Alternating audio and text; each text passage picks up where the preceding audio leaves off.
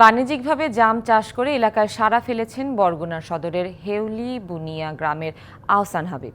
একসময় দক্ষিণ কোরিয়ায় কৃষি খামারে শ্রমিক ছিলেন তিনি।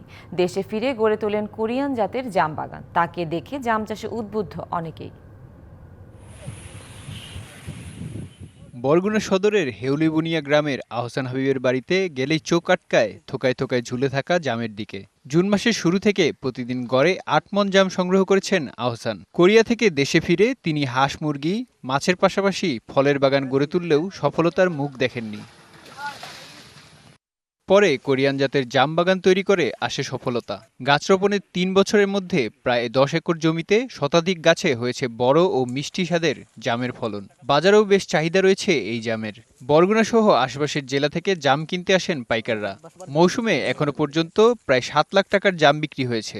চাহিদা তো ১০০-তে ১০০। ঢাকাতে এক লোক নিছে, আবার ঝালকাঠিতে ফোন করে, পরশুদিন বরিশালের এক লোক নিছে। দেখা যাবে আমি এই জমিনে যদি ধান ফলাইতাম, বছরে ২-৩ বারই ধান দিতাম, কিন্তু তাতে যা আসতো তার ১০ গুণ এখান থেকে আসতে পারে।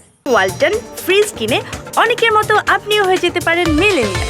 সেরা পণ্যের সেরা অফার। হাবিবের আয়ের উৎসের পাশাপাশি বাগানের পরিচর্যায় কর্মসংস্থানও হয়েছে স্থানীয়দের।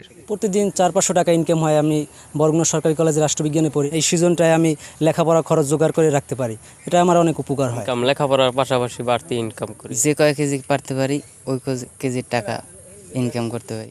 হাবিবের এই সফলতায় উদ্বুদ্ধ অনেকেই। তার কাছ থেকে চারা কিনে করছেন পরিকল্পিত বাগান।